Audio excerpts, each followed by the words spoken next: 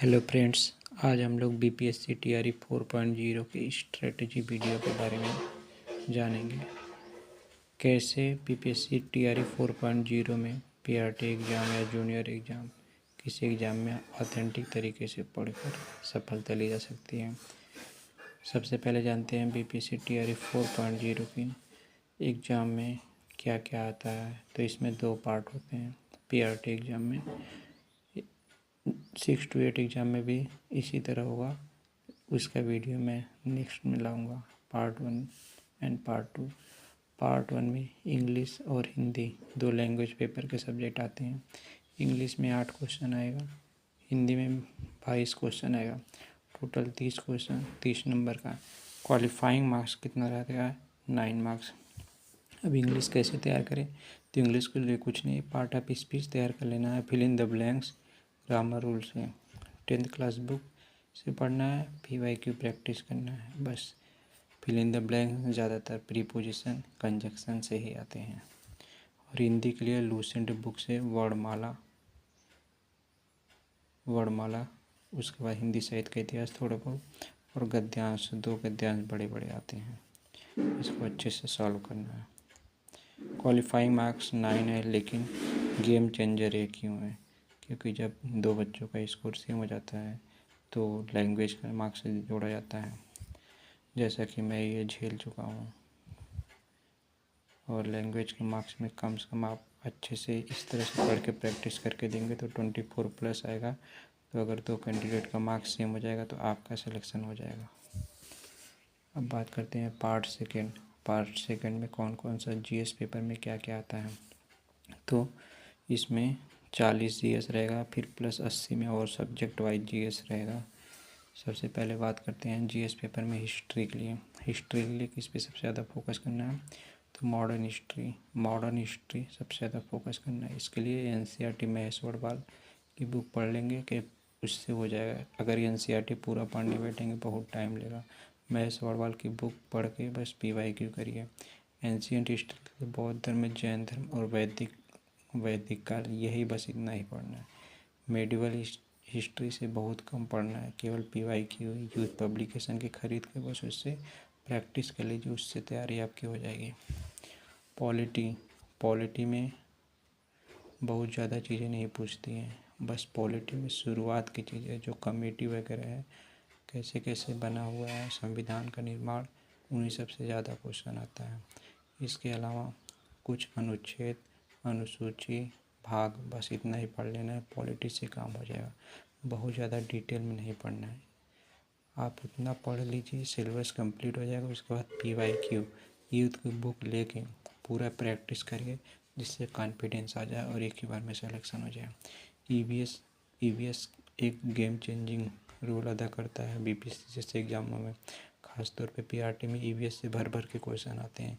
इसके लिए आपको EVS की एक लूसेंट की अलग से बुक आती है, उसको लेके आपको अच्छे से पढ़ना चाहिए।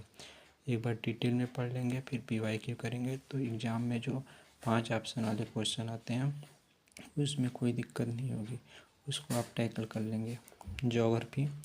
ज्योग्राफी में देखिए, इंडियन ज्योग्राफी है, वर्ल्ड ज्योग्राफी है और बिहार ज्योग्राफी है। बिहार ज्योग्राफी के लिए आप KBC नैनो की बुक लेके उससे पढ़ सकते हैं। इंडियन और वर्ल्ड ज्योग्राफी के लिए महेश कुमार वर्णमाल और ओल्ड NCERT पढ़ेंगे, उससे आपका काम हो जाएगा। इकोनॉमिक्स में आपको सेलेक्टेड योजना कुछ पढ़ लेनी है, पंचवर्षीय योजना पढ़ लेनी है, बैंकिंग से रिलेटेड बैंक प्रणाली कुछ पढ़ लेना है, और कुछ वर्तमान के इंडेक्स जो हैं उसको पढ़ लेना है। बस इतने से आपका इकोनॉमिक्स में काम हो जाएगा। करेंट अफेयर, ये भी गेम चेंजिंग होता है बीपीएससी से एग्जाम में, क्योंकि लगभग 16 से 20 क्वेश्चन तक करेंट अफेयर्स जो आपको सिलेक्शन दिलाने में बहुत ही ज़रूरी हो सकता है। इसके लिए आप फूल व्यक्ति उत्कर्ष क्लास की जो मैगजीन आती है उसको मंथली फॉलो करिए। इसके अलावा SPD फॉलो करिए। इसके अलावा आप कुछ भी मत पढ़िए, यही बार बार रिवीजन करिए। इसी से आपका सारा क्वेश्चन लड़ जाएगा और आप 16 में कम से कम 15 तक स्कोर कर ले जाएंगे।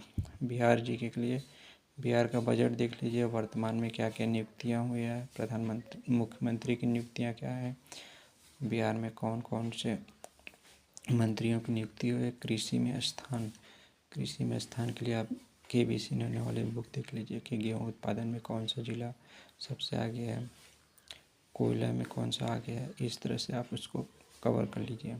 KBC ने होने वाली जो बुक बताए ना, इसी में बिहार जीके भी है, उसको अच्छे से कवर कर लीजिए। अब आता है साइंस। साइंस में NCERT 6 to 10 पढ़ना बहुत ही ज़्यादा कंपलसरी है।